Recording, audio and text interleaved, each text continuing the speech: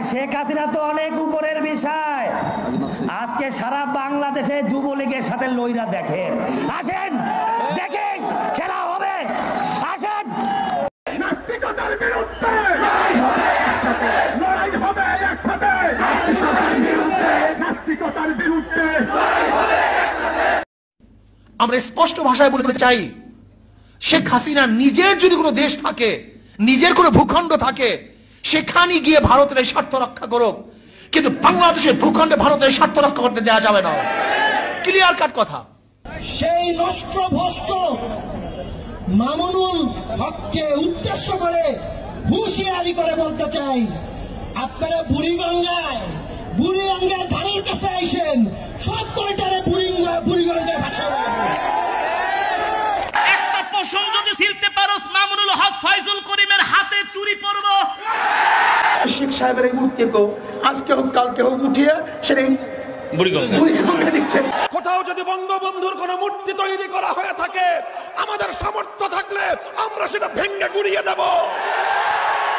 মামুনুল হক গঙ্গের challenge করে বলছি, সাহস থাকলে ছাত্রলীগের সাথে মোকাবেলা করেন, আমাদের কোন প্রশাসনিক হেল্প লাগবে না। যদি আমার বাবারও ভাস্কর্য তৈরি করা হয়, আমরা সেই ভাস্কর্য বিরোধী। আল্লাহর রসুলেরও যদি কেউ মূর্তি তৈরি করে, সেই মূর্তি আমরা সর্বপ্রথম ভাঙব। অনেক তো দেখেছি ওই শাপলা চত্বরে খুব বড় বড় কথা বলেছিলেন মামুনুল হক, বলেছিল বড় বড় লেজ দিয়ে এসেছিল যে রাতের ভিতরে নাকি সবাই সরকার নাকি দৌড়ে পালাবে। আমরা কি দেখতে পেলাম, ওই মামুনুল হক এই বক্তব্যের কিছুক্ষণ পরেই লেজ গুটিয়ে হেঁটে হেঁটে পালিয়ে গেছে।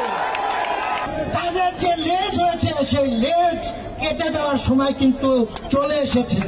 2013 সালের সেই আল্লামা আহমদ শফির কাছে যারা পরাজিত হয়েছিল, ওই সময়ে একবার মুক্তিযুদ্ধের চেতনা নিয়ে ব্যবসা করার চেষ্টা করেছিল। এখন আবার তারা মুক্তিযুদ্ধের মঞ্চ তৈরি করে নতুন ব্যবসার ফাঁদ পাততে চায়।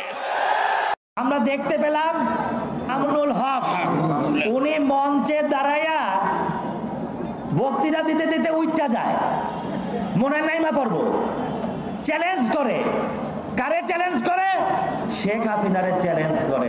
বেটা কি পাগল, মাথা কি বুদ্ধি কম? আরে শেখ হাসিনা তো অনেক উপরের বিষয়।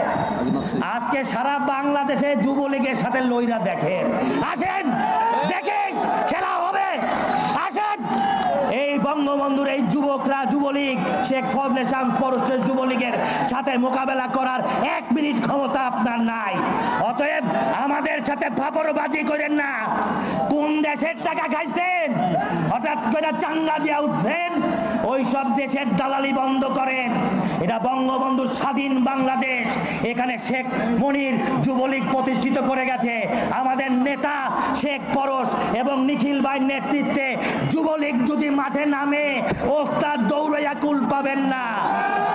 তাই আমার নেত্রীরে চ্যালেঞ্জ করার আগে নেত্রীর সন্তানদের সাথে একটু বুঝা নেন। তাই এরকম ধমক দিয়েন না, দালালি করেন অন্য দেশের। আমরা জানি ওই দালালদের কাছে মাল খাইছেন, সেই মাল নিয়ে এখন লাভ দিয়ে উঠে পড়েন, চ্যালেঞ্জ করেন। আরে মিয়া, তেলাপোকা পাখি আর আপনিও মানুষ। হবে মাঠে, যদি সাহস থাকে তাহলে আসেন, মাঠে আসেন, মাঠে খেলা হবে। আমাদের ভয় দেবেন না, আমাদের মাথার থেকে পায়ের আঙ্গুল পর্যন্ত পুরোটাই কলজা, পুরোটাই কলজা। তাই ভয় দিয়েন না। বাংলাদেশের যুবলীগ নামলে 1 সেকেন্ডও দাঁড়াইতে পারবেন না, তাই চ্যালেঞ্জ করেন না। সোমবার 2 চট্টগ্রামের পুরাতন রেল স্টেশন চত্বরত চট্টগ্রাম যুবলীগের উদ্যোগে আয়োজিত সংবর্ধনা অনুষ্ঠানত এসব কথা হইয়া। আমরা স্পষ্ট ভাষায় বলতে চাই, শেখ হাসিনা নিজের যদি কোনো দেশ থাকে, নিজের কোনো ভূখণ্ড থাকে, সেখানে গিয়ে ভারতের স্বার্থ রক্ষা করুক, কিন্তু বাংলাদেশের ভূখণ্ডে ভারতের স্বার্থ রক্ষা করতে দেওয়া যাবে না। ক্লিয়ার কাট কথা, সোজা কথা, কথা সাপ। এর বিরুদ্ধে আমাদের আন্দোলন করতে হবে। সাংস্কৃতিক অবস্থা কি?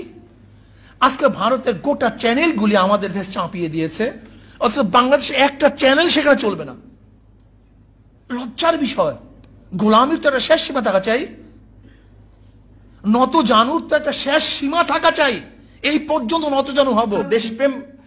দেশপ্রেমিক জনগণ তাদের একটা ঐক্য ছাড়া এই অবস্থার থেকে উত্তরণের সম্ভব না। সেজন্য আজকে ইসলামী আন্দোলনের পক্ষ থেকে এই ধরনের উদ্যোগ নেওয়া হয়েছে। এখানে অনেক ইসলামিক দলের নেতৃবৃন্দ আছেন, আমি তাদের প্রতি ধন্যবাদ জানাই। যে আপনারা অনেকে বলে যে হুজুররা খালি মসজিদ কেন্দ্রিক রাজনীতি করে, তাবলিগ কেন্দ্রিক। আপনারা আজকে আন্তর্জাতিক প্রেক্ষাপটে বর্তমানে বাংলাদেশ খুবই একটা যেমন ট্রাম্প কার্ড, মানে ট্রাম্প কার্ড বলতে আপনি যদি খেলতে পারেন আপনি জয়লাভ করবেন, আর যদি আমরা কারো খেলার পাত্র হই তাহলে আমাদের নিয়ে খেলবে, মানে ফুটবলের মতো। যেটা যদি আমরা প্লেয়ার হই আমরা লাথি খেতে পারবো, আর যদি ফুটবল হয় তাহলে আমাদের লাথি খাওয়া লাগবে।